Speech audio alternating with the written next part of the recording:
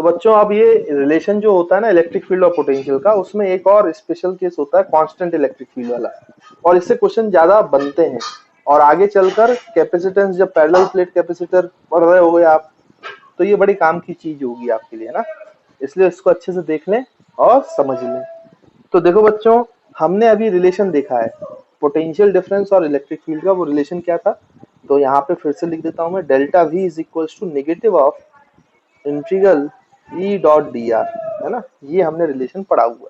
अब constant electric field का मतलब क्या है बच्चों, अगर मैं फील्ड लाइंस के तौर पे बात करूं, तो कांस्टेंट इलेक्ट्रिक फील्ड का मतलब है पैरेलल लाइंस, है ना। इलेक्ट्रिक फील्ड लाइंस को कांस्टेंट इलेक्ट्रिक फील्ड के लिए दर्शाना है, तो मैं आपको बता चुका हूं कि हमें कैसी फील्ड लाइंस बनानी चाहिए बच्चों, पैरेलल टू ईच अदर, ठीक है। तो ये आपकी इलेक्ट्रिक फील्ड है और पैरेलल टू ईच अदर है, मतलब ये कांस्टेंट इलेक्ट्रिक फील्ड है।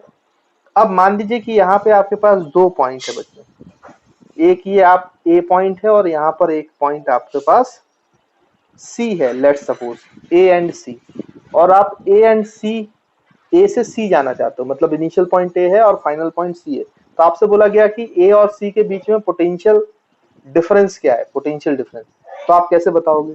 तो सबसे पहली बात तो मैं आपको ये बता दूं कि अगर मैं आपसे बोलूं कि ए और सी के बीच में हायर पोटेंशियल पे कौन है, ये कैसे पहचानोगे आप। तो मैंने आपको एक चीज बताई थी कि हमेशा इलेक्ट्रिक फील्ड जो है वो हायर से लोअर पोटेंशियल मूव करता है, क्योंकि इलेक्ट्रिक फील्ड की डायरेक्शन राइट साइड है। तो आप तो ये समझ जाते हो देखकर तुरंत, अगर इलेक्ट्रिक फील्ड लाइंस दी है तो आप तुरंत समझ जाओगे कि ए का पोटेंशियल सी से बड़ा होगा। अब वो यहाँ अप्लाई करके देखते हैं, देखो आंसर भी वैसे ही आएगा। अब आप ए से सी गए बच्चों, और ए से सी जाने में जो आपने डिस्टेंस ट्रेवल किया ए से सी जाने में, वो लेट्स सपोज कितना है, डी। ए से सी जाने में जो आपने लेंथ कवर की है वो है डी, ऐसा मान लेते हैं हम। तो यहाँ पे देखो इसको क्या लिख सकते हैं, final potential minus initial potential is equals to minus electric field. अच्छा, इलेक्ट्रिक फील्ड राइट की डायरेक्शन में है और आपका जो डी आर है डिस्प्लेसमेंट, वो भी राइट साइड है, तो ई डी आर, तो डॉट प्रोडक्ट हटाओगे तो कॉस जीरो आ जाएगा, तो कॉस जीरो लिखने की जरूरत है नहीं। और यहाँ पर बच्चों इसका इंटीग्रेशन करेंगे फ्रॉम ए टू सी, ठीक। अब यहाँ पे देखो ये माइनस साइन इधर ले आओ, तो ये इनिशियल माइनस फाइनल हो जाएगा। तो इनिशियल क्या है बच्चों, ए, और फाइनल क्या है आपका सी। मैंने यहाँ पे वी फाइनल ए नहीं है बच्चों, है ना, ऐसा मत सोचना, ये माइनस साइन मैंने यहाँ ले आया है ऑलरेडी, तो मैंने इनिशियल माइनस फाइनल किया है, डायरेक्टली मैं इसको लिख रहा हूँ इस तरीके से, है ना। तो आप यहाँ पे कंफ्यूज ना हो, ये माइनस साइन को इधर ले जाओगे तो ये V initial minus V final हो जाएगा, है ना, और equals to E D R हो जाएगा। और यहाँ पर मैं वी इनिशियल ए पॉइंट है और फाइनली आप कहाँ पहुंचे हो, सी पर, तो वी ए माइनस वी सी लिखोगे। तो इलेक्ट्रिक फील्ड तो बच्चों कांस्टेंट है, तो वो तो इंटीग्रेशन के बाहर आ जाएगा, कांस्टेंट इलेक्ट्रिक फील्ड तो इंटीग्रेशन के बाहर होता है ना, तो हम तो कांस्टेंट इलेक्ट्रिक फील्ड के लिए पढ़ रहे हैं। और integral D R, D R मतलब आप ए से सी गए तो टोटल डिस्टेंस कितनी कवर की बच्चों, डी, तो डी आर का इंटीग्रेशन डी होगा। तो आप यहाँ पे क्या लिखोगे, V A minus V C is equals to E D, E D. तो ये बड़ा इंपॉर्टेंट रिलेशन है। इसका मतलब जब कांस्टेंट इलेक्ट्रिक फील्ड होती है तो दो पॉइंट्स के बीच में आपको इंटीग्रेशन करने की जरूरत ही नहीं है, आप तो ऐसे डायरेक्टली कर लो, E मल्टीप्लाइड बाई डी, जो भी दो पॉइंट्स के बीच की दूरी है उसको डायरेक्टली आप सॉल्व कर लो, E मल्टीप्लाइड बाई डी, तो उसमें कोई दिक्कत वाली बात है ही नहीं। वैसे ही आप यहाँ पे देखो एक जगह पे और आप पोटेंशियल निकाल सकते हो। देखो अगर मान लो कि आप ए से बी गए, ए से बी, ए से बी वर्टिकल है, वर्टिकल वर्टिकल लेंथ आपने कवर की, तो यहाँ पे ये जो वैल्यू है ये भी डिस्टेंस मान लो डी है बच्चों, तो आप इसको डायरेक्टली सॉल्व कर सकते हो, डायरेक्टली सॉल्व कर सकते हो। कैसे सॉल्व कर सकते हो डायरेक्टली, अब आप ए से बी जाओ तो V A minus V B, क्या लिखोगे आप, V A minus V B, क्योंकि कांस्टेंट इलेक्ट्रिक फील्ड में हो ना आप, तो ई डी, लेकिन इनके बीच का एंगल 90 डिग्री है, तो बच्चों इसको एक्चुअली में ऐसे याद रखना चाहिए अपन को, ये तो सेम डायरेक्शन में था इसलिए ये डॉट प्रोडक्ट नहीं आया, लेकिन एक्चुअली में डायरेक्शन का भी रोल है। अब इलेक्ट्रिक फील्ड राइट साइड है और ये जो आप डिस्प्लेसमेंट कर रहे हो बच्चों ये नीचे की तरफ है, तो V A minus V C जब कांस्टेंट इलेक्ट्रिक फील्ड होता है तो हमें E vector dot D vector लगाना चाहिए, मतलब E D cos theta equals to E D cos theta, इसका प्रयोग करना चाहिए, है ना। इंटीग्रेशन तो नहीं करना है लेकिन ई डी कॉस थीटा लगाना चाहिए। क्यों ई डी कॉस थीटा, क्योंकि यहाँ पर डायरेक्शन का रोल है। ये ई डी तब आया है जब दोनों एक ही डायरेक्शन में, लेकिन अगर ये सी पॉइंट कहीं और होता, या आप इसको डी मान लो, तो फिर ये अगर ऐसे ट्रेवल करते और इलेक्ट्रिक फील्ड था तो इसके बीच का एंगल भी काउंट होता। तो V A minus V D जो होता बच्चों, वो ई डी कॉस थीटा होता, ना कि ई डी होता। ई डी जब होता है जब सेम डायरेक्शन में हो, तो यहाँ पे ई डी कॉस थीटा। लेकिन जो आप डिस्प्लेसमेंट कर रहे हो ए से बी में, और जो इलेक्ट्रिक फील्ड है उनके बीच का जो एंगल है बच्चों, वो कितना 90 डिग्री। तो यहाँ पे कॉस 90 लिखोगे तो ये हो जाएगा 0। यानी कि यहाँ पर आप समझ गए कि ए और बी का पोटेंशियल कैसा है, सेम है। तो इलेक्ट्रिक फील्ड के जब परपेंडिकुलर आप चलते हैं, इलेक्ट्रिक फील्ड के परपेंडिकुलर डायरेक्शन में जब आप चलते हैं, तो इनके बीच का एंगल हमेशा 0 होता है, 90 होता है। तो आप यहाँ पर हमेशा बच्चों क्या लिख सकते हो, परपेंडिकुलर वाली लाइन पर जो पोटेंशियल है वो हमेशा सेम होते हैं। तो ये एक इंपॉर्टेंट रिजल्ट है कि जो भी line perpendicular to electric field होती है, वहां पे जितने भी पॉइंट्स होते हैं उन पर सब पर पोटेंशियल सेम होता है। तो आई होप आपको ये दोनों बातें क्लियर होंगी। और आप कांस्टेंट इलेक्ट्रिक फील्ड में डायरेक्ट फॉर्मूला लगा सकते हो, वहां इंटीग्रेशन करने की जरूरत नहीं है। अगर सेम डायरेक्शन में तो ईडी लगा दो, और अगर डायरेक्शन अलग अलग है डिस्प्लेसमेंट का और इलेक्ट्रिक फील्ड का, उनके बीच का एंगल थीटा दिया है, तो आप V A minus V D को क्या लिख सकते हो, E vector dot B D vector, इसका मतलब ई डी कॉस थीटा। और अगर electric field, constant electric field में अगर आप परपेंडिकुलर लाइन पे चलोगे, तो दोनों का पोटेंशियल हमेशा क्या होता है, मतलब किन्हीं भी दो पॉइंट्स का पोटेंशियल परपेंडिकुलरली इलेक्ट्रिक फील्ड के क्या होता है बच्चों, सेम होता है। तो ये इंपॉर्टेंट बात थी। तो आप लिख सकते हो points points on perpendicular line to the electric field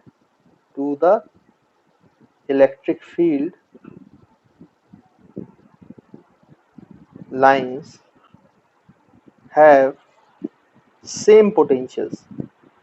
तो ये बात आप याद रखना, उनका जो पोटेंशियल होता है बच्चों वो हमेशा सेम होता है, सेम पोटेंशियल। तो ये इंपॉर्टेंट पॉइंट है, इसको आप नोट कर लो। तो आई होप आपको कांस्टेंट इलेक्ट्रिक फील्ड का फंडा समझ में आया होगा। अब इसमें से जो क्वेश्चंस आते हैं मैं आपको बताता हूँ कैसे क्वेश्चन पूछे जाते हैं। देखिए बच्चों, एक क्वेश्चन है, इसका आंसर कैसे निकालेंगे। एक इनफिनाइट शीट है जिसका sigma coulomb per metre square charge density दिया हुआ है। At the surface of the sheet जो पोटेंशियल है वो वी नॉट बोला गया है, सरफेस पे है ना। और कोई पी पॉइंट पे जो एक्स दूरी पे है शीट से, वहां पे पोटेंशियल निकालना है। तो इसको कैसे निकालेंगे। तो देखो बच्चों, अभी हमने कांस्टेंट इलेक्ट्रिक फील्ड का जो कॉन्सेप्ट सीखा है वो अप्लाई कर दो। क्योंकि आपको ये पता है इनफिनाइट शीट की वजह से जो इलेक्ट्रिक फील्ड होगी इस रीजन में, वो इलेक्ट्रिक फील्ड होती है सिग्मा अपॉन 2 एप्सिलॉन नॉट, है ना, इनफिनाइट शीट की वजह से, ये आपको पता है। और ये कांस्टेंट होता है, इनफिनाइट शीट की वजह से जो इलेक्ट्रिक फील्ड होती है बच्चों वो कांस्टेंट फील्ड होती है। और ये आपका पोटेंशियल जो है वो सरफेस पर है ना। सरफेस पे पोटेंशियल आपको कितना दिया है बच्चों, वी नॉट दिया है। तो इसको सॉल्व करने का तरीका क्या है आपका, तो इसको सॉल्व अगर हमें करना है तो देखो ये फॉर्मूला लगा देंगे। ये फॉर्मूला क्या है बच्चों, ध्यान से देखो। तो यहाँ पे प्लस साइन कब आता है, जब इनिशियल माइनस फाइनल पोटेंशियल करते हो आप, तब आप ई डी कॉस थीटा लिखते हो। ये बात याद रखना आप, है ना। मैंने इनिशियल माइनस फाइनल किया है, नहीं तो अगर आप इसको डेल्टा वी लिखोगे तो फाइनल माइनस इनिशियल करना पड़ेगा, तो फिर यहाँ पर नेगेटिव साइन आ जाएगा, है ना। और नेगेटिव साइन नहीं लिखना है तो इनिशियल माइनस फाइनल किया करो। तो इनिशियली सरफेस पे थे और फिर पॉइंट पी पे पहुंच गए हम। तो हम यहाँ पे क्या लिख सकते हैं बच्चों कि आपका इनिशियल पॉइंट मतलब सरफेस माइनस पी पॉइंट का पोटेंशियल इज इक्वल्स टू ई। अच्छा, यहाँ पे इलेक्ट्रिक फील्ड और चलने की डायरेक्शन दोनों सेम है, तो कॉस थीटा लिखने की जरूरत नहीं है, ईडी से काम चल जाएगा, ईडी से, क्योंकि दोनों सेम डायरेक्शन में। तो electric field into distance, D की जगह यहाँ क्या है बच्चों, एक्स। और ई की वैल्यू आपको पता ही है, constant electric field sigma upon 2 epsilon not into x. अब ये इधर ले आओ, पी इधर ले आओ, तो ये वीपी कितना हो जाएगा बच्चों, वीएस कितना है, V naught minus sigma X upon 2 epsilon naught. तो सिंपल आपका ये आंसर आ गया, है ना। तो इस तरीके से आपसे क्वेश्चन पूछे जा सकते हैं बेसिस। तो वहां पे कोई इंटीग्रेशन वगैरह करने की जरूरत नहीं है, ये कॉन्सेप्ट आप याद रखना और वहां पे डायरेक्टली उसको सॉल्व कर लेना। तो देखिए बच्चों, ये क्वेश्चन दिया गया है, यहाँ पे कांस्टेंट इलेक्ट्रिक फील्ड है जो कि पैरेलल टू ईच अदर है, वो आपको पता ही है इलेक्ट्रिक फील्ड लाइंस पैरेलल होती है, ई नॉट है, राइट की तरफ है। और यहाँ पे एक इक्विलेटरल ट्राइंगल है, ए बी सी वर्टेक्स है, इक्विलेटरल ट्राइंगल है, और इस ट्राइंगल की जो साइड है वो बच्चों ए है। और आपसे 3 क्वेश्चन पूछा गया, V A minus V VC minus VA और VB माइनस VC, है ना। अब बच्चों जब आप इसको करते हो तो इसमें साइन की प्रॉब्लम जाती है। तो साइन को सही करने के लिए आप तो हमेशा ये याद करिए कि electric field lines flows from higher potential to lower potential, और जब आप हायर माइनस लोअर करेंगे तो उसका रिजल्ट हमेशा पॉजिटिव आता है। तो हमेशा ऐसा करें कि हायर माइनस लोअर पोटेंशियल करा करो और उसको पॉजिटिवली लिखा करो, फिर बाद में रीअरेंज कर लेंगे और अगर नेगेटिव साइन होना आना होगा तो अपने आप आ जाएगा। तो जैसे एग्जांपल के तौर पर हम इसको सॉल्व करते हैं, तो यहाँ पे मैं सॉल्यूशन लिख लेता हूँ। तो जैसे हमें सबसे पहला सवाल पूछा है VAB, तो A और B के बीच में पूछा है।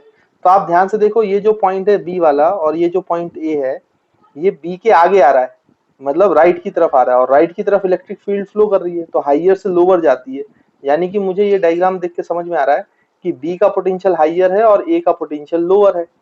तो यहाँ पर आप ऐसा करो, हाइयर माइनस लोअर, तो इसका जो रिजल्ट आएगा बच्चों वो तो हमेशा प्लस में आना है, तो वो ED cos थीटा लिखा करो, ED cos थीटा प्लस में, वो तो प्लस आना है, तो मैग्नीट्यूड वाइज कोई दिक्कत नहीं होगी।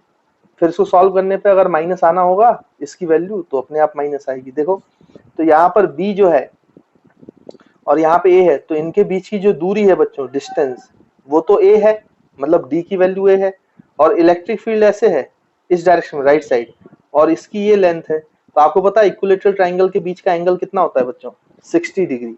तो थीटा आपको पता चल गया, डिस्प्लेसमेंट और इलेक्ट्रिक फील्ड के बीच का एंगल 60 डिग्री है। तो हम लिखेंगे यहाँ पे electric field E naught, D की वैल्यू A है, और this is equals to cos 60, और cos 60 होता है बच्चों 1/2। तो ये आ गया VB minus VA is equals to E naught A/2, है ना। लेकिन हमें क्या चाहिए था, VA माइनस VB, तो इसको अपोजिट करना पड़ेगा, तो एक एक्स्ट्रा नेगेटिव साइन लगाना पड़ेगा, तो दोनों साइड माइनस से मल्टीप्लाई कर दो, तो ये VA माइनस VB आ जाएगा, which is equals to minus E naught A/2।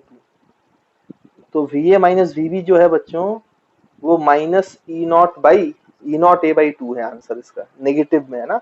तो साइन का बड़ा दिक्कत होता है, उसको ध्यान से समझ लो, आप अच्छे से सॉल्व करना पड़ेगा आपको। फिर उसके बाद सेकंड जब आप सवाल करोगे, सेकंड क्वेश्चन, तो सेकंड क्वेश्चन में कैसे देखेंगे तो वो भी अपन देख लेते हैं। यहाँ पर देखिए, तो सेकंड जो आपका प्रॉब्लम है उसमें VC माइनस VA निकालना है। अब आप देखो, पहले तो आप ऐसे देख लिया करो, हाइयर माइनस लोअर किया करो, तो A वाला पॉइंट पहले आ रहा है और C वाला पॉइंट बाद में आ रहा है, और electric field left to right है, मतलब हाइयर से लोअर, तो A C से हाइयर है, तो हम हाइयर माइनस लोअर करते हैं तो वो पॉजिटिव में आएगा, तो उसको हम लिखेंगे ED cos theta plus sign के साथ। तो E की वैल्यू तो E नॉट है। अच्छा D, आप A से C आए हैं, तो D कितना हो जाएगा बच्चों आपका A के बराबर, तो यहाँ पे A लिख लेंगे। और अब इलेक्ट्रिक फील्ड और इसके बीच में कितने का एंगल है, तो ये इलेक्ट्रिक फील्ड है और ये डिस्प्लेसमेंट है, तो इनके बीच का जो एंगल है बच्चों कितना हो जाएगा, खुद सोचो आप, है ना। तो ये आपका इलेक्ट्रिक फील्ड है और ये नीचे की तरफ इस तरफ ये आपका डिस्प्लेसमेंट वेक्टर है A to C, है ना। तो यहाँ पे ये जो एंगल है ये कितना होगा बच्चों, देखो तो ये एंगल 60 डिग्री है, ये तो आपको पता है, या फिर ऐसे देख लो, ये एंगल 60 डिग्री है, तो ये लाइन और ये लाइन आपस में पैरेलल है, ये ट्रांसवर्स है, तो ये 60 है, तो ये भी कितना होगा बच्चों, 60 डिग्री एंगल होगा, है ना। तो यहाँ पे ये cos 60 आ जाएगा, तो यहाँ पे फिर से 1/√2, तो VA माइनस VC कितना आ गया आपका E नॉट A/2, लेकिन हमें VC माइनस VA निकालना था, तो यहाँ से दोनों साइड माइनस करना पड़ेगा आपको, तो VC माइनस VA आ जाएगा माइनस E नॉट A/2। तो दिस इज द आंसर। इसमें भी आपका माइनस E नॉट है बच्चों, है ना, माइनस E नॉट, उसमें भी था, पहले वाले का भी नेगेटिव साइन के साथ, है ना।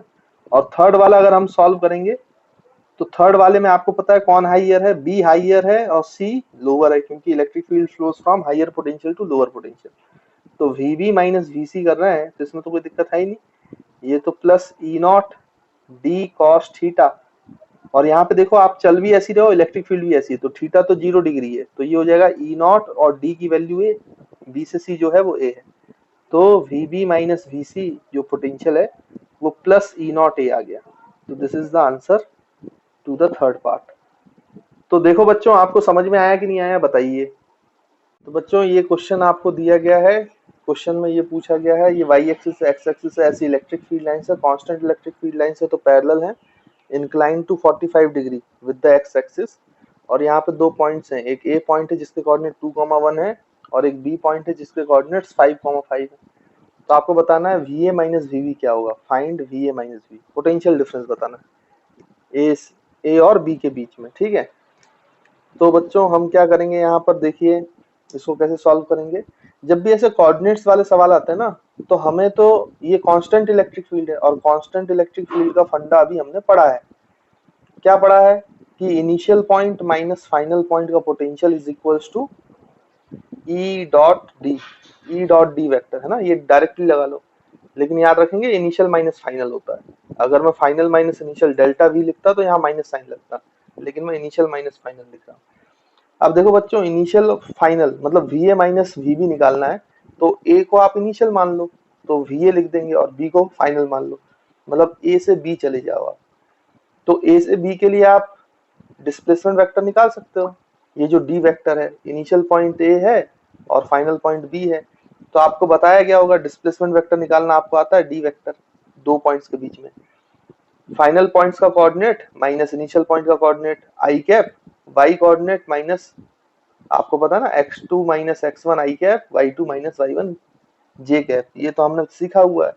तो यहाँ पे 5 माइनस 2, तो बच्चों 5 माइनस 2 आई कैप हो जाएगा, और प्लस 5 माइनस 1 जे कैप हो जाएगा, तो ये हो जाएगा 3 I cap plus 4 J cap. तो ये आपका डी वेक्टर आ गया।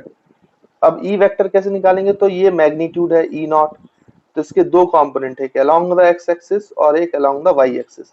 तो एक्स एक्सिस के अलोंग जो कंपोनेंट है वो है ई नॉट कॉस 45, तो ये हो जाएगा cos 45 की वैल्यू बच्चों 1/√2 होती है, तो ई नॉट √2। वैसे ये वाला कंपोनेंट हो जाएगा E naught sine 45 which is also equals to E naught by √2। तो एक्स एक्सिस में इलेक्ट्रिक फील्ड वेक्टर लिख लो वेक्टर फॉर्म में, आई जे के फॉर्म में, तो ये हो जाएगा E naught by √2 I cap plus E naught by √2 J cap. अब आपको करना क्या है, ये लगा लो, तो इनिशियल से फाइनल, हम तो ए से बी गए, इनिशियल पॉइंट ए है, फाइनल पॉइंट बी है, क्योंकि V A minus V B निकालना है, तो V A minus V B, तो ये बच्चों आ जाएगा आपका ई डॉट डी, और ई की वैल्यू ये है, तो ये हो जाएगा E naught by √2 I cap plus E naught by √2 J cap dot product with displacement vector which is equal to 3 I cap plus 4 J cap. अब आप इसका डॉट प्रोडक्ट कर दो, तो आई आई वाले को करोगे तो ये आ जाएगा 3 ई नॉट बाई √2, और ये मल्टीप्लाई हो जाएगा तो प्लस 4 ई नॉट बाई √2, तो 3 E naught by √2 4 E naught by √2 add हो जाएंगे तो ये 7 बन जाएगा, तो 7/√2 ई नॉट। तो this is the final answer to this problem, है ना, ये आंसर हो गया बच्चों। तो आई होप क्लियर होगा। जब भी कोऑर्डिनेट वाले ऐसे सवाल आया करें 2 डायमेंशन में 3 डायमेंशन में, तो हमेशा आप उसको आई जे के फॉर्म में वेक्टर लगा लो और डॉट प्रोडक्ट कर लो, बहुत आसानी से सॉल्व हो जाते हैं। तो आई होप ये आपको क्लियर होगा। तो बच्चों ये आप देखो, यहाँ पे दो स्टेटमेंट दिया गया है। स्टेटमेंट 1 ये बोल रहा है कि if we release a charge particle in a constant electric field it will always moves from higher potential to lower potential, और दूसरा स्टेटमेंट है if we release a charge particle in a constant electric field then it will always move from higher potential energy to lower potential energy। तो आपको बताना इन दोनों statements में कौन सा स्टेटमेंट ट्रू है और कौन सा स्टेटमेंट फॉल्स है, या दोनों ही फॉल्स है या दोनों ही ट्रू है, ये ऑप्शन दिया गया है। तो पहला वाला जो लिखा हुआ है ट्रू या फॉल्स या ट्रू, ये स्टेटमेंट 1 के लिए, और बाद में स्टेटमेंट 2 के लिए लिखा गया, तो टी मतलब ट्रू और एफ मतलब फॉल्स। तो आपको बताना कौन सा ऑप्शन सही है, true false false true, true true false false. तो देखो बच्चों, यहाँ पर कांस्टेंट इलेक्ट्रिक फील्ड ऐसे होती है पैरेलल टू ईच अदर, ये हमने लाइन बना दी, इसको समझने की कोशिश करते हैं। और अभी हम पढ़ते आए हैं एक चीज कि electric field always flows from higher potential to lower potential, यानी कि अगर मैं यहाँ पर कुछ पॉइंट्स लूं, जैसे ये वाला पॉइंट्स लूं, यहाँ पे ये वाला पॉइंट लूं और यहाँ पे ये वाला पॉइंट लूं, तो बच्चों ऑब्वियस सी बात है ये हाइयर से लोअर जा रही है इलेक्ट्रिक फील्ड लाइंस, तो यहाँ पे पोटेंशियल हाइयर होना चाहिए, तो वो हाइयर मान लो 10 वोल्ट है, प्लस 10 वोल्ट है। फिर यहाँ इलेक्ट्रिक फील्ड की डायरेक्शन ऐसी है, तो ये इससे कम होगा, तो लेट सपोज 0 वोल्ट है, और यहाँ से इससे और कम होगा पोटेंशियल, तो मान लो -10 वोल्ट है ना। ये 0 से हाइयर है, फिर 0 -10 से हाइयर है, क्योंकि इलेक्ट्रिक फील्ड की डायरेक्शन ऐसी है, तो पोटेंशियल लगातार घट रहा है। तो मैंने यहाँ पे एक वैल्यूज ले लिए हैं इन चीजों को समझने के लिए। अब देखो, आप यहाँ पे प्लस क्यू चार्ज रखो जरा, अगर आप यहाँ पे प्लस क्यू चार्ज रखोगे, जीरो वाले पोटेंशियल वाली लाइन पे रखो जरा, प्लस क्यू चार्ज रखो, तो आपको पता है ये प्लस क्यू चार्ज हमेशा कहाँ जाता है, इन the direction of electric field. कैसे मूव करता है बच्चों ये, इन the direction of electric field. तो देखो इलेक्ट्रिक फील्ड की डायरेक्शन में अगर ये मूव कर रहा है, तो ये हाइयर पोटेंशियल है 0 वोल्ट इसके कंपैरिजन में, और ये लोअर पोटेंशियल है। अगर -10 और 0 को कंपेयर किया जाए, तो ये हाइयर पोटेंशियल है, लोअर पोटेंशियल, मतलब ये चार्ज पार्टिकल हाइयर से लोअर पोटेंशियल पे जा रहा है। तो यही तो कह रहा है कि चार्ज पार्टिकल को रिलीज करो तो वो हाइयर पोटेंशियल से लोअर पोटेंशियल जाता है। लेकिन यहाँ पर एक चीज और है, इसमें चार्ज पार्टिकल का नेचर थोड़ी ना बोला है प्लस क्यू है कि माइनस क्यू है, उसमें तो चार्ज पार्टिकल बोला, तो प्लस क्यू के साथ ऐसा है। लेकिन अगर यहीं पे मैं चार्ज माइनस क्यू लेता, माइनस क्यू, अब इन दोनों को कंपैरिजन करेंगे, तो ये लो पोटेंशियल पे है और ये हाई पोटेंशियल पर। अब माइनस क्यू की प्रॉपर्टी क्या होती है कि वो opposite to electric field lines भागता है, तो वो ऐसे पीछे की तरफ भागेगा, क्योंकि राइट साइड में इलेक्ट्रिक फील्ड है तो लेफ्ट साइड भागेगा। देखो फिर ये कैसा जा रहा है बच्चों, low potential to high potential. ये तो उल्टा हो गया, नेगेटिव चार्ज तो लो पोटेंशियल से हाई पोटेंशियल जा रहा है, जबकि इसमें ये बोला गया कि हमेशा हाइयर पोटेंशियल से लोअर पोटेंशियल जाए। तो मतलब ऐसा सोचना गलत है, क्योंकि चार्ज पार्टिकल बोला है, नेचर नहीं बोला है। जबकि पॉजिटिव चार्ज जो होते हैं वो हाइयर पोटेंशियल से लोअर पोटेंशियल जाते हैं in the direction of electric field, और जो नेगेटिव चार्जेस होते हैं वो opposite to the electric field जाते हैं, मतलब लोअर पोटेंशियल से हाइयर पोटेंशियल। इसका मतलब पहला स्टेटमेंट तो गलत है। हर बार ऐसा नहीं होता कि चार्ज जो पार्टिकल है वो क्या हो बच्चों, आपका हमेशा हाइयर से लोअर जाए, नेगेटिव चार्जेस के साथ ऐसा नहीं होता है। तो पहला स्टेटमेंट तो फॉल्स हो गया। अब दूसरे स्टेटमेंट में आते हैं कि it always moves from higher potential energy to lower potential. Plus Q के बारे में सोचो, यहाँ पे पोटेंशियल एनर्जी क्या होगी प्लस क्यू की, तो यहाँ पे पोटेंशियल एनर्जी होगी क्यू माइनस जीरो।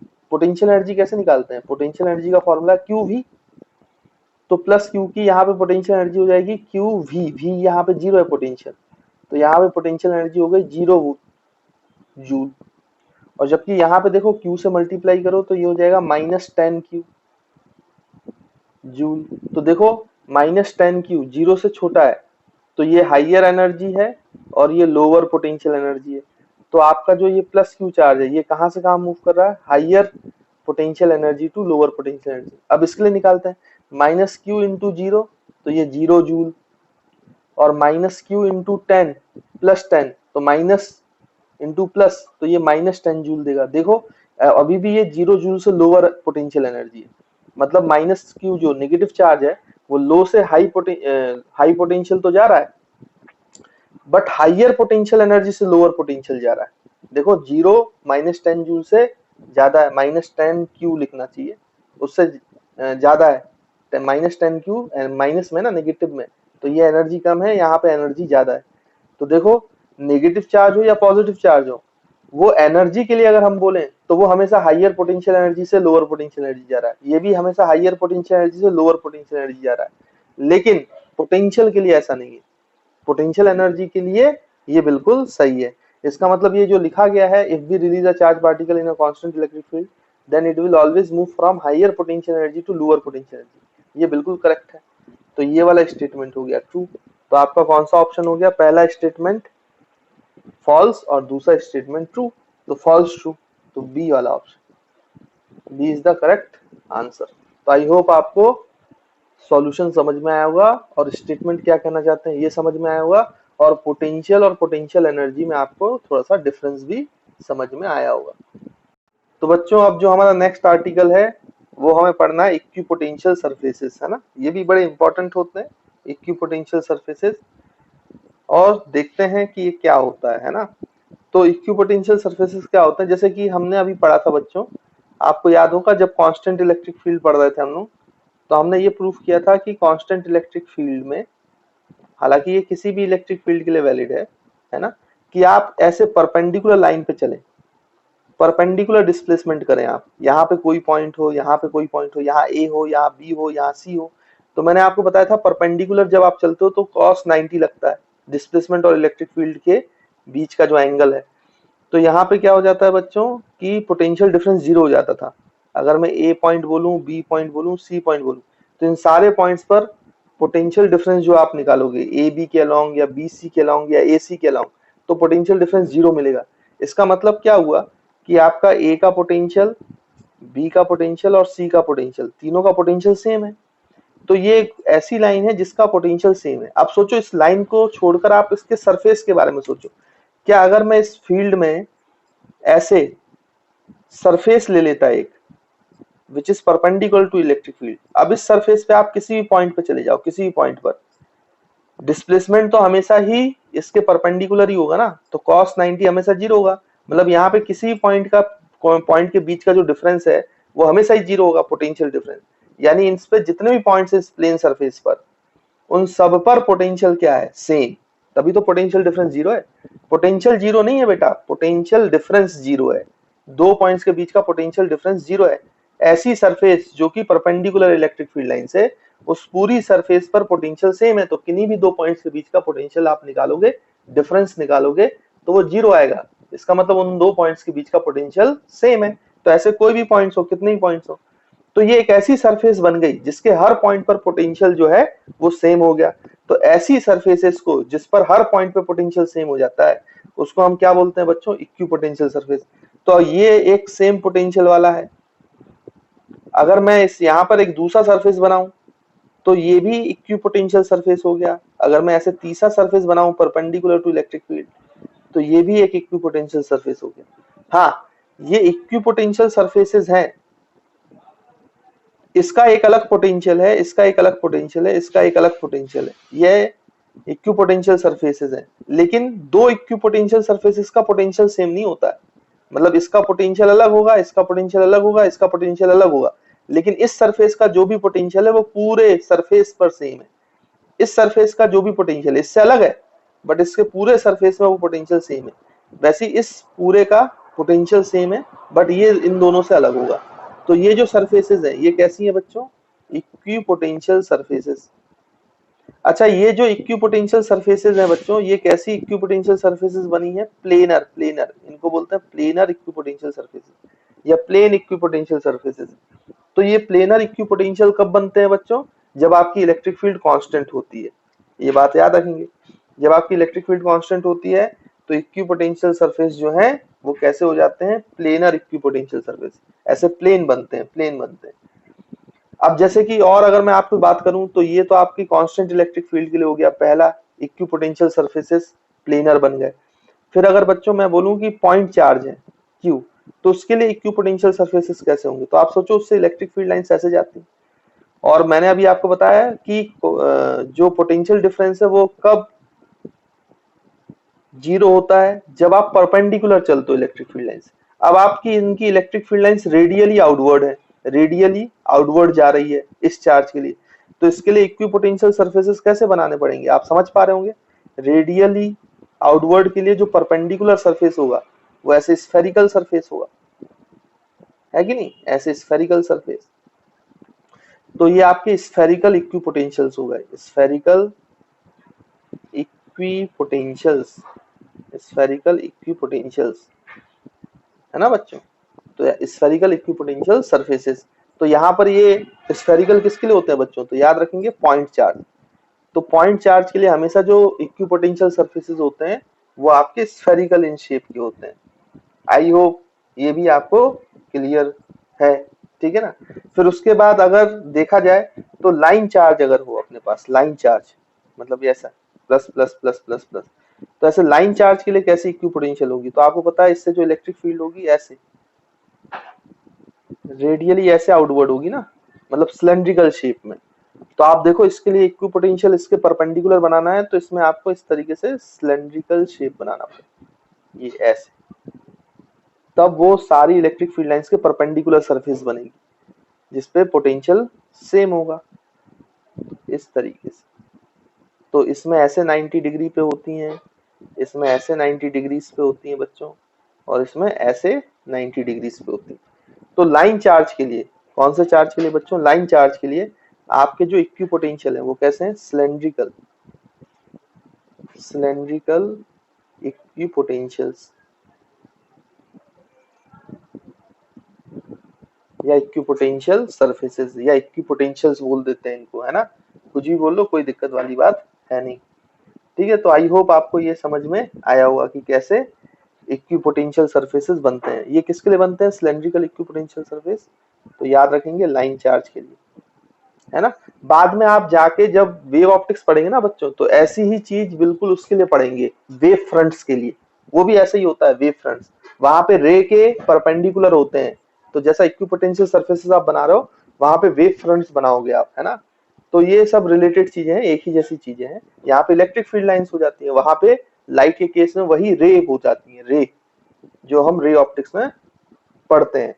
तो आई होप आपको समझ में आया होगा। इक्विपोटेंशियल सरफेसेस ऐसे सरफेसेस होते हैं जिनके हर पॉइंट पर पोटेंशियल सेम होता है, या किन्हीं भी दो पॉइंट्स के बीच में, उस सरफेस के किसी भी दो पॉइंट्स के बीच का पोटेंशियल डिफरेंस 0 होता है।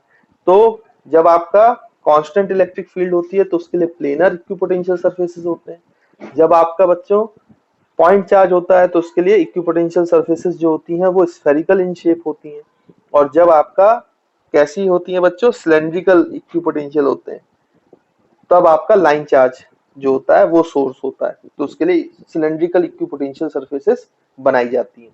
तो अब इक्विपोटेंशियल सरफेसेस आपको समझ में आया होगा। यहाँ पर हम उसकी डेफिनेशन लिख लेते हैं जल्दी से, है ना। तो देखो बच्चों, तो यहाँ पे अगर हम डेफिनेशन लिखें तो ऐसा लिख सकते हैं, आ surface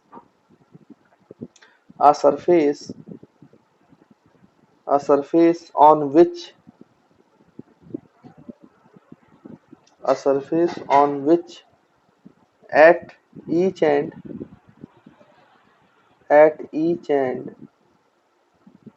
every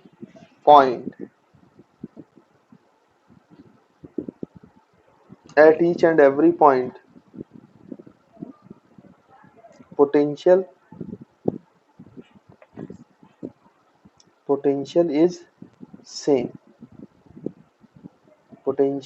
is same, or potential difference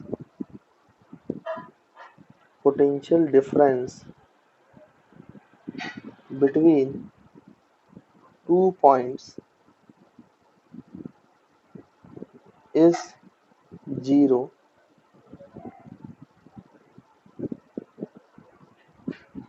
is called as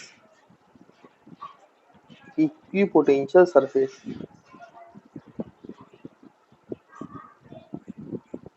तो ऐसे सरफेस को आप क्या कहोगे बच्चों? इक्विपोटेंशियल सरफेस कहोगे, है ना। तो आई होप आपको क्लियर होगा इक्विपोटेंशियल सरफेस कैसे होते हैं और इक्विपोटेंशियल सरफेसेस का शेप कैसा होता है डिफरेंट चार्ज, सोर्स चार्ज के लिए, है ना। पॉइंट चार्ज है तो स्फेरिकल, कांस्टेंट इलेक्ट्रिक फील्ड है तो प्लेनर, और लाइन चार्ज है तो सिलेंड्रिकल। इसमें एक बात और याद रखेंगे, आप चाहें तो इसकी एक और डेफिनेशन लिख सकते हैं यहाँ पे और करके, ये भी काफी ज्यादा यूज की जाती है डेफिनेशन। तो यहाँ पे हम लिख लेते हैं इस डेफिनेशन को भी, equipotential surfaces are the locus of all the points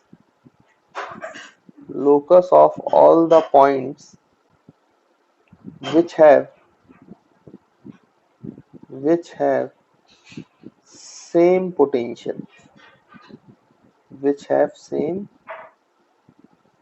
है ना। तो बच्चों इक्विपोटेंशियल सरफेसेस लोकस होते हैं उन सभी पॉइंट्स को, सभी पॉइंट से मिलकर जो लोकस बनता है, सरफेस बनता है, जिसके पोटेंशियल सभी जगहों पर सेम है, उस सरफेसेस को आप क्या बोलते हो? Equipotential surfaces.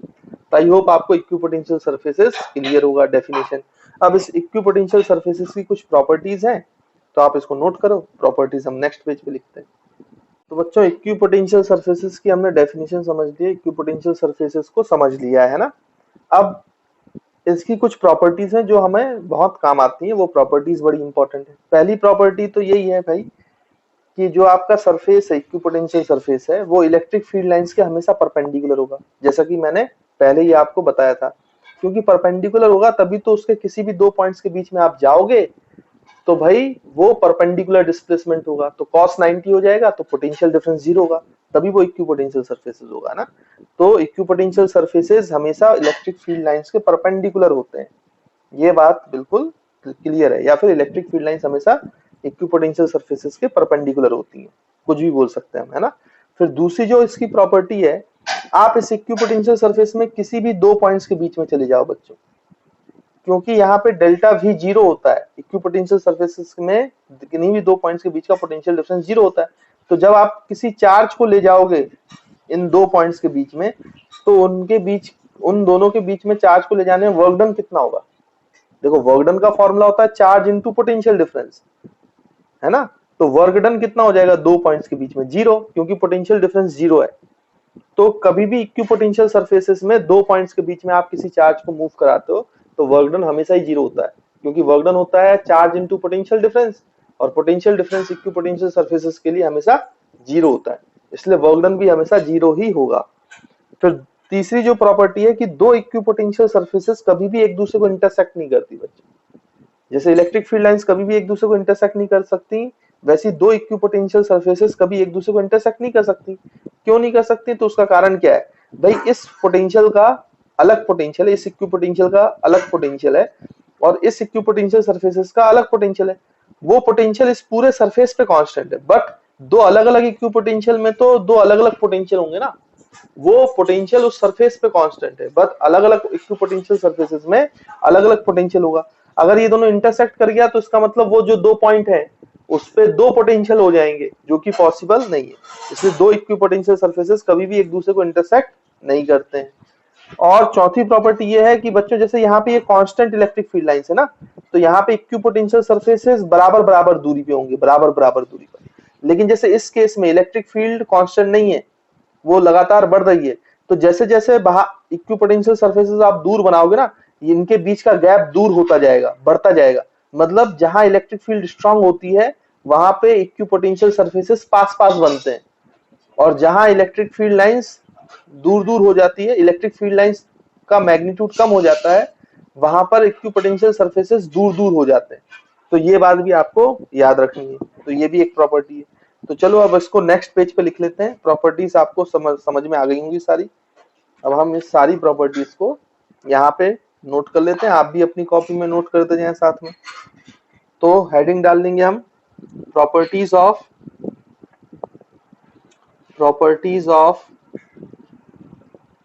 इक्विपोटेंशियल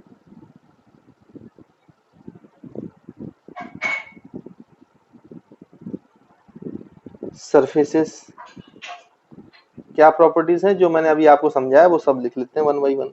तो पहली प्रॉपर्टी, इलेक्ट्रिक फील्ड लाइंस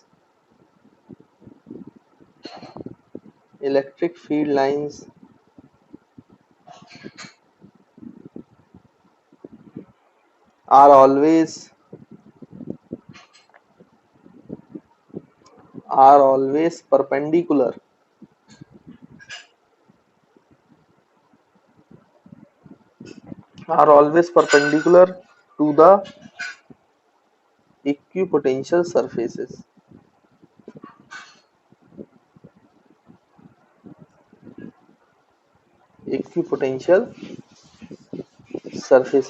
तो इलेक्ट्रिक फील्ड लाइंस हमेशा इक्विपोटेंशियल सरफेसेस के बच्चों परपेंडिकुलर होती है, तो ये बात हमेशा याद रखेंगे। सेकंड इसकी property, work done in moving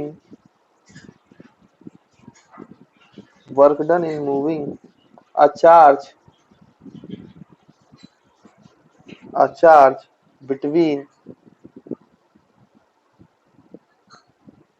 between two points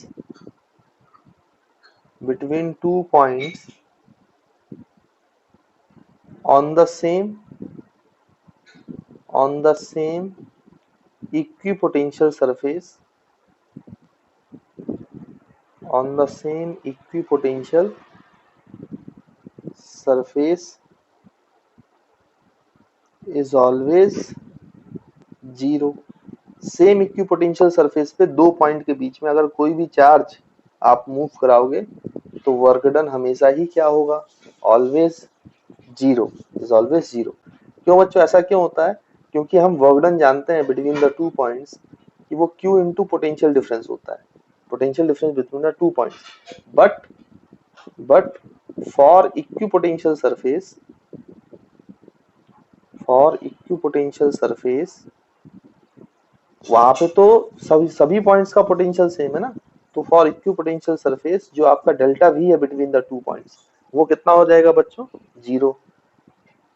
तो that is why work done also becomes Q multiplied by potential difference zero है, तो वो हमेशा जीरो होगा। तो वर्क डन हमेशा जीरो होता है इन इक्विपोटेंशियल सरफेस, है ना। तो ये भी एक इम्पोर्टेंट प्रॉपर्टी है, इसको याद रखेंगे।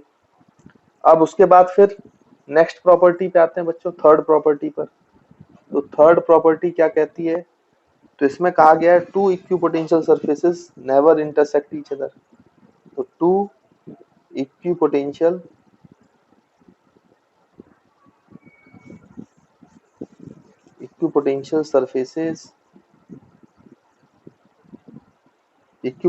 surfaces never intersect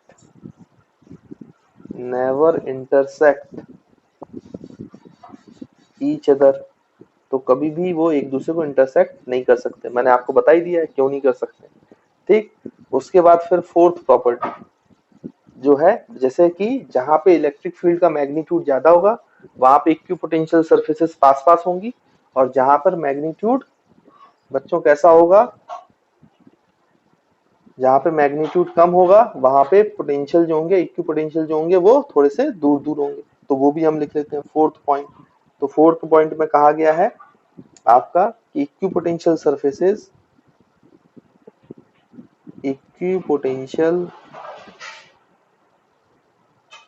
surfaces are closer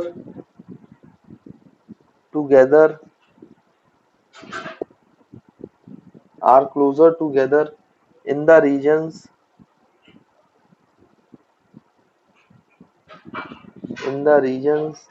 of strong electric field and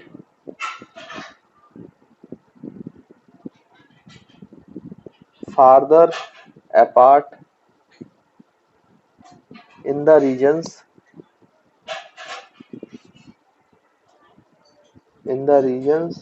of weak electric field। तो जहां वीक इलेक्ट्रिक फील्ड है वहां एक दूसरे से दूर दूर रहेंगे, और जहां स्ट्रॉन्ग इलेक्ट्रिक फील्ड है वहां पे इक्विपोटेंशियल सरफेसेस पास पास रहेंगे, है ना। तो इक्विपोटेंशियल सरफेसेस की डेंसिटी देखकर आप ये भी बता पाओगे कि कहाँ पे इलेक्ट्रिक फील्ड स्ट्रॉन्गर है और कहाँ पे इलेक्ट्रिक फील्ड वीकर है ना। तो आई होप बच्चों आपको ये क्लियर होगा। उसके बाद दो स्ट्रक्चर और हैं जिनके इक्विपोटेंशियल सरफेसेस का डायग्राम अगर आपको पता हो तो अच्छा है, बस उसको देख लें जल्दी से। तो हम आपको अगर याद हो तो हमने भाई इलेक्ट्रिक फील्ड लाइन जब ड्रॉ करी थी तो हमने दो सेटअप के लिए भी ड्रॉ की थी इलेक्ट्रिक फील्ड लाइन। जब आपका प्लस Q माइनस Q वाला चार्ज होता था तो उसके लिए आपकी इलेक्ट्रिक फील्ड लाइंस ऐसी होती थी बच्चों, हमने ड्रॉ की थी पहले। इनके लिए भी इक्विपोटेंशियल सरफेसेस ड्रॉ कर लेते हैं।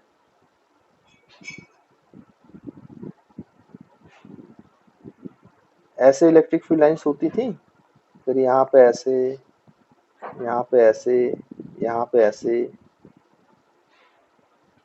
ठीक है बच्चों। वैसे यहाँ पे भी आपका ऐसा ऐसा ऐसा ऐसा ऐसा तो इस तरीके से इलेक्ट्रिक फील्ड लाइंस थी ना आपका प्लस माइनस चार्ज का जो सेटअप था। अब इसके लिए इक्विपोटेंशियल सरफेसेस कैसे बनते हैं तो वो हम देखेंगे। तो आप यहाँ पे एक चीज देख पा रहे होंगे कि यहाँ पर इन दोनों के बीच में जो क्राउडनेस है इलेक्ट्रिक फील्ड लाइंस की वो ज्यादा है, जबकि इनके दूर पीछे की तरफ इलेक्ट्रिक फील्ड लाइंस की क्राउडनेस कम है। तो इसका मतलब इधर इक्विपोटेंशियल सरफेसेस थोड़े पास पास होंगे और away from the charges equipotential surfaces थोड़े से दूर दूर होंगे क्योंकि वहां पे वीकर इलेक्ट्रिक फील्ड होगी।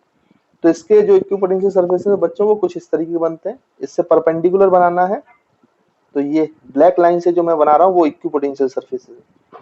तो ऐसा फिर यहाँ पे ये थोड़े से दूर होंगे लेकिन यही इक्विपोटेंशियल यहाँ से परपेंडिकुलर आएगा तो इसके थोड़े से पास होगा क्योंकि क्राउडनेस ज्यादा है ना। फिर यहाँ पे ये थोड़ा सा और पास है, यहाँ पे फिर ये और दूर होता जा रहा है। तो इस तरीके का स्ट्रक्चर्स बनता जाएगा आपका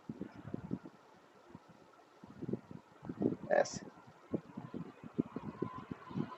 आई होप क्लियर है थोड़ा सा इस तरीके का डायग्राम। तो यहाँ पे भी ऐसे ये आपके इक्विपोटेंशियल सरफेस है, यहाँ पे थोड़ा सा क्लोज, यहाँ पे थोड़ा सा दूर, फिर यहाँ पे क्लोज, फिर यहाँ पे और दूर, फिर यहाँ पे क्लोज और यहाँ पे फिर ये और दूर हो जाएगा। तो ऐसे जो सरफेसेस हैं ये जो ब्लैक कलर की लाइन से बने हैं ये आपके इक्विपोटेंशियल सरफेस है। इक्विपोटेंशियल सरफेसेस या इनको इक्विपोटेंशियल्स भी कहा जाता है। सरफेस नहीं लिखना है तो इक्विपोटेंशियल्स कहते हैं, है ना। तो इस टाइप के इक्विपोटेंशियल सरफेस होंगे। इस साइड ये दोनों क्लोज क्लोज होंगे सारे जो स्फीयर्स बन रहे हैं और पीछे की तरफ ये दूर होते जाएंगे फिर क्योंकि पीछे वीकर इलेक्ट्रिक फील्ड है और आगे स्ट्रॉन्गर इलेक्ट्रिक फील्ड है। तो आई होप आपको क्लियर समझ में आ रहा होगा। ठीक, उसके बाद फिर बच्चों जो सेकंड सेटअप है उसके लिए भी हम एक बार बना लेते हैं इक्विपोटेंशियल सरफेसेस। तो ये आपका प्लस चार्ज है, ये आपका प्लस चार्ज है, सेम नेचर के चार्जेस होते हैं ना। वैसे माइनस माइनस के लिए भी हो जाएगा बट उसके लिए जो आपका वो है फील्ड लाइंस वो इनवर्ड हो जाएंगी, इसके लिए फील्ड लाइंस आउटवर्ड होती हैं। तो आपको पता है ना इसके कारण तो आपको ऐसी इलेक्ट्रिक फील्ड लाइंस जाती हैं। ये भी हमने ड्रॉ किया हुआ है ऐसे।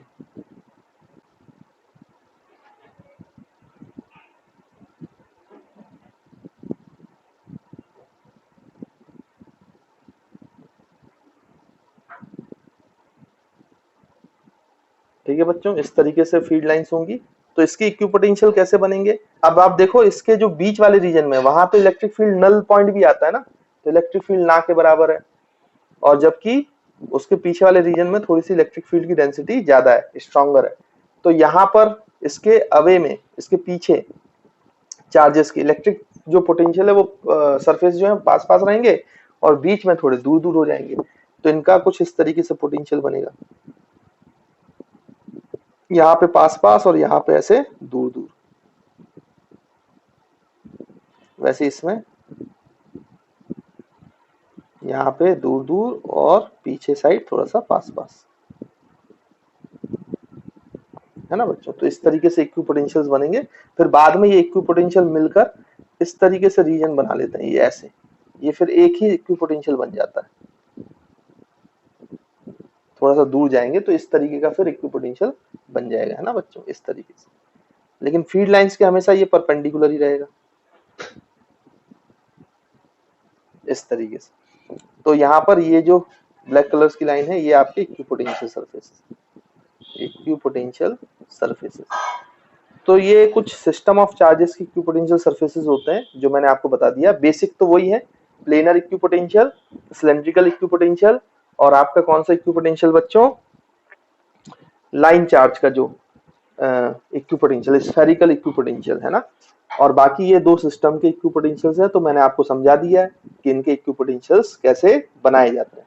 तो I hope equipotential surfaces clear है और इसकी प्रॉपर्टीज भी क्लियर है और स्ट्रक्चर्स के इक्विपोटेंशियल के डायग्राम भी क्लियर होंगे, है ना बच्चों। तो इसको नोट कर लो फिर आगे बढ़ते हैं। तो बच्चों अब इक्विपोटेंशियल सरफेसेस और प्रॉपर्टीज पढ़ चुके हैं, कुछ न्यूमेरिकल्स कर लेते हैं। तो पहला न्यूमेरिकल जैसे ये बोला है, तो ये तीन आपको इक्विपोटेंशियल सरफेसेस दिए गए हैं। ऊपर वाला जो इक्विपोटेंशियल सरफेसेस है वो 20 वोल्ट वाला है, बीच वाला 10 वोल्ट वाला है, नीचे वाला 0 वोल्ट वाला है ना। मतलब इस पूरे सरफेस पर 20 वोल्ट रहेगा, इस पूरे सरफेस पर 10 वोल्ट रहेगा और इस पूरे सरफेस पर 0 वोल्ट रहेगा। और इक्विपोटेंशियल सरफेसेस के बीच का गैप भी दिया है 10 सेंटीमीटर। तो यहाँ से एक बात हमें समझ में आती है, इलेक्ट्रिक फील्ड निकालना है बच्चों, इस रीजन में इलेक्ट्रिक फील्ड क्या हो।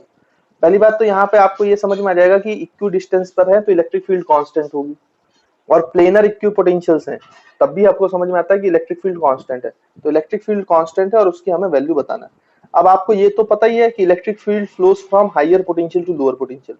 तो डायरेक्शन आप वैसे बना लो।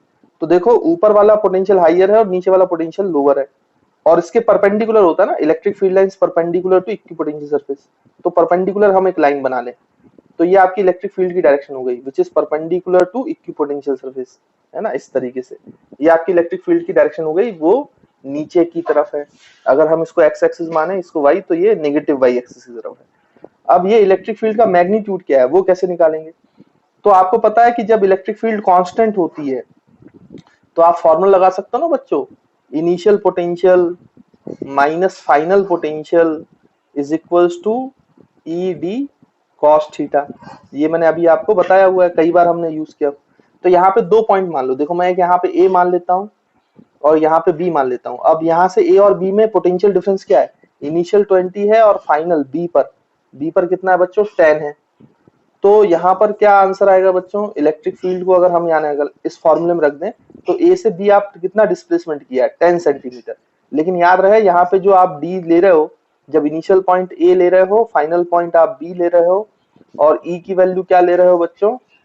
वो तो निकालना है। और डी आपने कितना रखा? 10 सेंटीमीटर, है ना। तो यहाँ पे ये जो ए से बी तक की दूरी है डी 10 सेंटीमीटर, इसको मीटर में कन्वर्ट करना पड़ेगा ऐसा ही सिस्टम में। ये 0.1 मीटर हो जाएगा, है ना। तो यहाँ पे मल्टीप्लाइड बाई 0.1 मीटर। अब देखो इलेक्ट्रिक फील्ड भी नीचे है और डिस्प्लेसमेंट भी नीचे है, तो दोनों का जो एंगल है वो 0 हो गया। डिस्प्लेसमेंट भी नीचे, इलेक्ट्रिक फील्ड भी नीचे, तो ये cos 0, और cos 0 बच्चों कितना होता है? 1 होता है। तो इसको अगर आप सॉल्व करोगे तो VA ए पर कितना पोटेंशियल है बच्चों? 20 वोल्ट, माइनस बी पर कितना पोटेंशियल है? तो 10 volt, is equals to electric field multiplied by 0.1 multiplied by 1, cos 0 की वैल्यू 1। अच्छा 0.1 यहाँ डिवाइड कर दो तो इलेक्ट्रिक फील्ड की वैल्यू आएगी 20 माइनस 10, तो ये 10 अपॉन 0.1। तो 0.1 हटाओगे तो 10 और ऊपर मल्टीप्लाई हो जाएगा, तो ये 100। तो 100 वोल्ट पर मीटर या 100 न्यूटन पर कूलम, जो भी आपको लिखना है। ये तो इलेक्ट्रिक फील्ड का मैग्नीट्यूड आया। डायरेक्शन तो हमें पता है नीचे की तरफ है। तो अगर आप इसको वेक्टरली लिखना चाहते हो, अगर आपसे बोला जाए कि इलेक्ट्रिक फील्ड वेक्टर बताओ, तो फिर ये नेगेटिव जेड वाई एक्सिस में है, तो हम इसको लिख सकते हैं -100 जे कैप। तो ये वेक्टर साइन के साथ आपका आंसर आ जाएगा वोल्ट पर मीटर, है ना। तो जैसे भी क्वेश्चन पूछा हो, वेक्टर के साथ पूछा हो, तो डायरेक्शन तो आप हमेशा इससे निकाल लिया करो कि electric field flows from higher potential to lower potential. तो आई होप बच्चों आपको इसका सॉल्यूशन क्लियर। तो स्टूडेंट्स यहाँ पर ये वाला क्वेश्चन हमने सॉल्व कर लिया है। तो और ये वाला सॉल्व, एक और क्वेश्चन करते हैं। ये स्टैंडर्ड क्वेश्चन है, काफी एग्जाम से पूछा गया है पहले, है ना। तो उसको भी सॉल्व करते हैं जल्दी से। देखो ऐसा कहा गया कि ये वाई एक्सिस है और ये बच्चों ऐसे एक्स एक्सिस है ना। तो इधर एक्स एक्सिस है और इधर वाई एक्सिस है, और ये जो एक्स एक्सिस है ये आपको सेंटीमीटर्स में बताया गया है ना बच्चों। सेंटीमीटर्स में, मतलब जो भी मैं यहाँ रीडिंग लिखूंगा वो सेंटीमीटर्स में लिखूंगा, ठीक है। अब यहाँ पे बोला कि इस रीजन में इक्विपोटेंशियल सरफेसेस ड्रॉ किए गए हैं। इक्विपोटेंशियल सरफेस, अच्छा वो कैसे ड्रॉ किए हैं? तो जो इक्विपोटेंशियल सरफेसेस हैं वो आपके इस तरीके से, ऐसे पैरेलल इक्विपोटेंशियल सरफेस है, प्लेनर है, प्लेनर इस तरीके से, फिर आपका इस तरीके से, और अगर बनाना चाहें तो ऐसे, इस तरीके से ये इक्विपोटेंशियल सरफेसेस है ना। तो आप इनको लिख सकते हो कि these all are equipotential surfaces.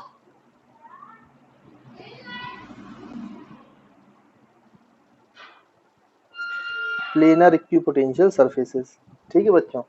फिर उसके बाद ये बोला गया है कि ये जो इक्विपोटेंशियल सरफेस है ये 10 वोल्ट वाला है, मतलब इस पूरे सरफेस पर, प्लेनर सरफेस पर 10 वोल्ट रहेगा। ये 20 वोल्ट वाला है, ये 30 वोल्ट वाला है, ये आपका 40 वोल्ट वाला है। और ये आपसे बताया गया कि जो ये इक्विपोटेंशियल सरफेसेस हैं ये बच्चों एक्स एक्सिस के साथ 30 डिग्री का एंगल बना रहा है। तो क्योंकि प्लेनर है, सब पैरेलल हैं, तो सारे इक्विपोटेंशियल सरफेसेस कितना एंगल बना रहे होंगे? 30 डिग्री का। फिर ये जो रीडिंग दी गई है ये तो 0 हो गया एक्स में, ये 10 सेंटीमीटर है, ये 20 सेंटीमीटर है, और ये बच्चों 30 सेंटीमीटर है, ऐसा बोला गया ना। 10 सेंटीमीटर, 20 सेंटीमीटर और 30 सेंटीमीटर। तो आई होप आपको यहां तक बात क्लियर होगी। अब वही आपको इलेक्ट्रिक फील्ड वेक्टर बताना है, find the electric field vector, मतलब मैग्नीट्यूड के साथ डायरेक्शन भी बतानी है इलेक्ट्रिक फील्ड। तो फाइंड इलेक्ट्रिक फील्ड वेक्टर, किस रीजन में इलेक्ट्रिक फील्ड वेक्टर में क्या आंसर होगा, है ना। तो ये आपको क्वेश्चन बताना है। तो चलिए इसको सॉल्व करते हैं। तो देखो बच्चों, अब इसको सॉल्व कैसे करेंगे, तो सॉल्व करते हैं। सबसे पहले तो आप डायरेक्शन निकाल लिया करो ना। डायरेक्शन तो वैसे भी पता ही है आपको, ये जो इक्विपोटेंशियल सरफेसेस हैं, ये तो आपको पता है ये प्लेनर इक्विपोटेंशियल सरफेसेस हैं, पैरेलल टू ईच अदर हैं। तो यहाँ पे जो इलेक्ट्रिक फील्ड जो भी है, इस इलेक्ट्रिक फील्ड, इस रीजन में जो भी इलेक्ट्रिक फील्ड होगी वो कांस्टेंट इलेक्ट्रिक फील्ड है, क्योंकि आपको पता है ना कांस्टेंट इलेक्ट्रिक फील्ड के लिए ही प्लेनर इक्विपोटेंशियल बनते हैं। तो इसका मतलब जब यहां से आप डायग्राम बनाओगे तो जो आपका बच्चों क्या होना चाहिए,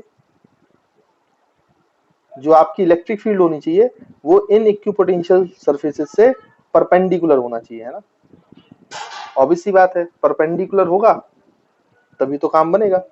तो ये इस तरीके से देखो, इससे मैं परपेंडिकुलर बनाऊं तो ये ऐसी इलेक्ट्रिक फील्ड देखो, ये 90 डिग्री है हर जगह पर, ऐसे इस वाले इक्विपोटेंशियल सरफेस से भी 90 है ना।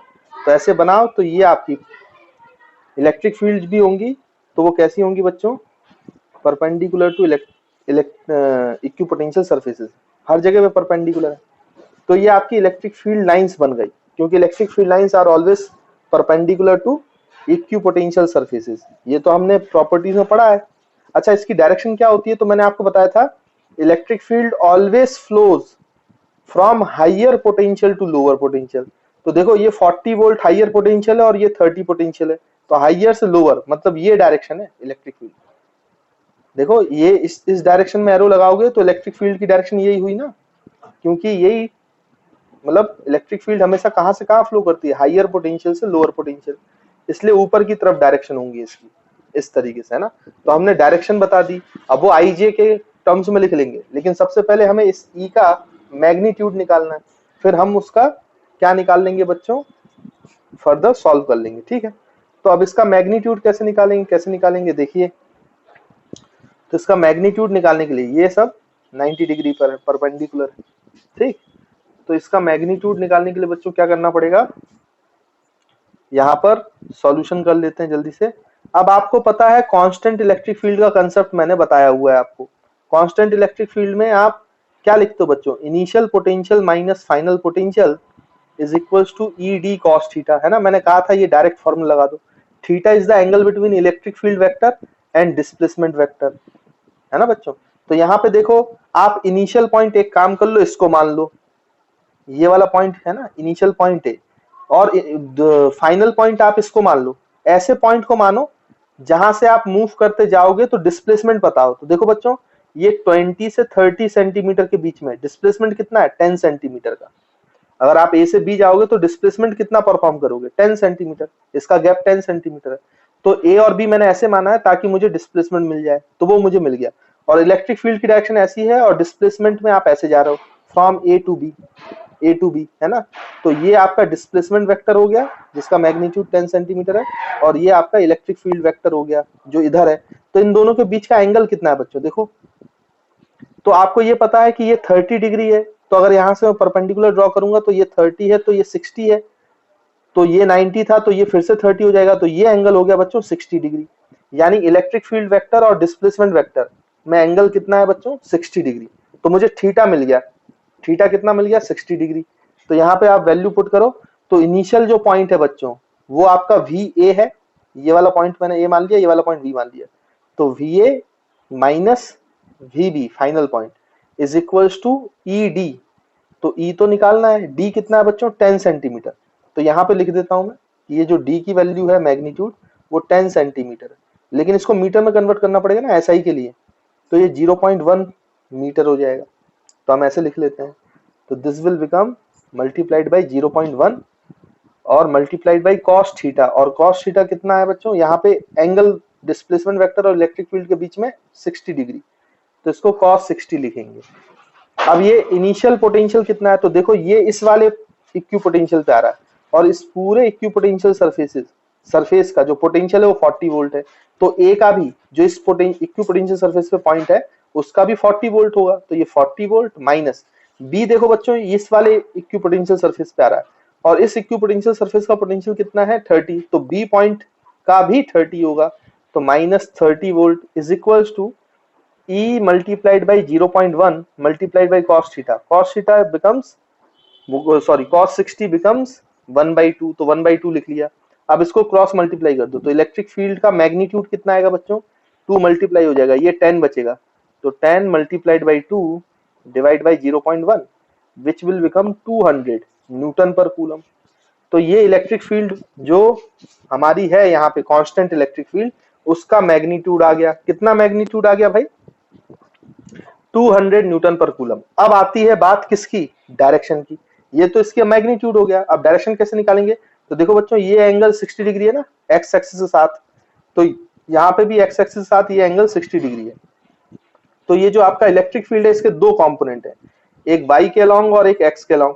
तो एक्स के अलोंग वाला जो आपका कंपोनेंट है बच्चों वो है ई कॉस 60, और मुझे इसको माइनस साइन के साथ लिखना चाहिए, मतलब अगर आई कैप लिखूंगा तो माइनस आई कैप लिखूंगा क्योंकि ये नेगेटिव एक्स एक्सिस की तरफ है। और ये वाला जो कंपोनेंट है ये कितना हो जाएगा बच्चों, ई साइन 60, और ये वाला जे कैप की तरफ है। तो मेरा इलेक्ट्रिक फील्ड वेक्टर क्या हो गया, मैग्नीट्यूड मैंने निकाल लिया, अब उसको मैंने एक्स और वाई में तोड़ लिया, तो मैं वेक्टर फॉर्म में लिख सकता हूं माइनस ई कॉस 60। अच्छा बच्चों यहाँ पे माइनस क्यों लिखा, क्योंकि नेगेटिव एक्स एक्सिस में आई कैप, प्लस क्योंकि प्लस वाई एक्सिस में, पॉजिटिव वाई एक्सिस में, तो उसको लिखेंगे ई साइन 60, ये हो जाएगा बच्चों जे कैप। तो इसको फर्दर सॉल्व करोगे तो माइनस ई की वैल्यू बच्चों मैग्नीट्यूड कितना है 200, तो cos 60 की वैल्यू 1/2 आई कैप, प्लस ई जो है बच्चों वो आपका 200 है ना, तो यहाँ पे 200 लिख लेते हैं वापस से, और साइन 60 की वैल्यू है √3/2 जे कैप। तो आपका इलेक्ट्रिक फील्ड वेक्टर जो कि हमारा रिक्वायर्ड रिजल्ट है वो कितना हो जाएगा, -2 से ये 200 कैंसिल, तो ये -100 आई कैप, और प्लस ये 2 और 200 कैंसिल, तो यहाँ पे भी 100 बचेगा, और मल्टीप्लाइड बाई √3 जे कैप। तो जो आपका आंसर है बच्चों इलेक्ट्रिक फील्ड वेक्टर निकालना था वो है -100 I cap plus 100 √3 J cap. This is the answer to this problem. तो आई होप आपको समझ में आया होगा कि इस तरीके के प्रॉब्लम कैसे किए जाते हैं। तो स्टूडेंट्स आपसे ये वाला क्वेश्चन पूछा गया है कि पोटेंशियल एक रीजन में एक्स वाई प्लेन में कुछ इस तरीके से वेरी कर रहा है -CXY, जहां पे आपको बताया गया है कि जो C है वो एक कांस्टेंट है, C इज अ कांस्टेंट।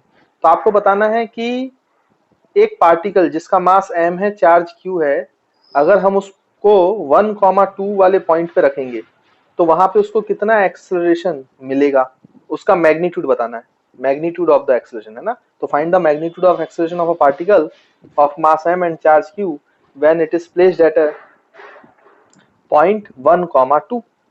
तो देखो कैसे सॉल्व करेंगे इस टाइप के सवाल को। सबसे पहली बात तो हमें फोर्स निकालना पड़ेगा ना बच्चों, और फोर्स के लिए हमें इलेक्ट्रिक फील्ड चाहिए, और पोटेंशियल दिया है तो पोटेंशियल से इलेक्ट्रिक फील्ड कैसे निकाल सकते हैं, ये मैंने आपको पहले बताया हुआ है पोटेंशियल जब पढ़ाया था, है ना। तो बेसिकली आपको इलेक्ट्रिक फील्ड चाहिए, इलेक्ट्रिक फील्ड से मल्टीप्लाई करोगे इलेक्ट्रिक फील्ड का मैग्नीट्यूड मिल जाएगा, तो फोर्स का मैग्नीट्यूड मिल जाएगा, और फोर्स से डिवाइड बाई मास करोगे तो आपको एक्सेलरेशन का मैग्नीट्यूड मिल जाएगा। तो देखिए इसको कैसे सॉल्व करेंगे। सबसे पहले इलेक्ट्रिक फील्ड का रिलेशन याद करो। इलेक्ट्रिक फील्ड वेक्टर जो होता था, अगर पोटेंशियल दिया है तो इलेक्ट्रिक फील्ड वेक्टर निकाल सकते हो आप, तो उसमें क्या होता था बच्चों, minus times del V by del X I cap plus del V by del Y J cap. तो बच्चों मैं जे कैप तक ही लिख रहा हूं क्योंकि एक्स वाई है यहाँ पर, जेड नहीं है, तो 3 डायमेंशनल नहीं है, 2 डायमेंशनल वाला ये फील्ड है, इसलिए मैंने जे कैप तक लिखा है, नहीं तो के कैप भी आता, लेकिन वो 0 हो जाएगा क्योंकि यहाँ पर कोई भी जेड एक्सिस नहीं है। तो इसको अगर हम फर्दर सॉल्व करेंगे तो माइनस ऑफ, आप पार्शियल डिफरेंशिएशन करो विद रिस्पेक्ट टू एक्स, तो सी और वाई जो है बच्चों ये कांस्टेंट हो गए, ये कांस्टेंट हो गए, तो सी और वाई कांस्टेंट हो गए, तो एक्स का differentiation with respect to X 1 हो जाएगा, तो ये बचेगा माइनस सी वाई। वैसे ही आप विद रिस्पेक्ट टू वाई करोगे तो सी और एक्स कांस्टेंट हो गया, तो y के रेस्पेक्ट में y का डिफरेंशिएशन 1 हो जाएगा, तो ये बचेगा ये आई कैप, ये माइनस सी एक्स जे कैप।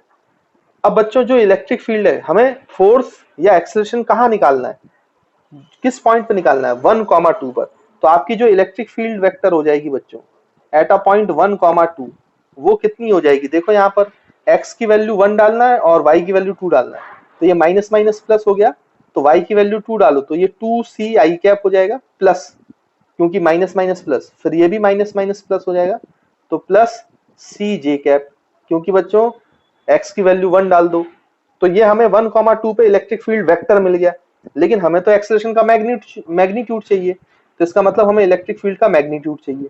तो मैग्नीट्यूड तो आप निकाल सकते हो, वेक्टर पता है आपको, वेक्टर में सीखा है आपने, आई का जो कोफिशिएंट है उसका स्क्वायर प्लस जे का जो कोफिशिएंट है उसका स्क्वायर, तो 2c का होल स्क्वायर, तो ये 4c स्क्वायर हो जाएगा प्लस सी स्क्वायर, तो बच्चों ये कितना आ जाएगा 5c स्क्वायर, जिसको आप √5c लिख सकते हो।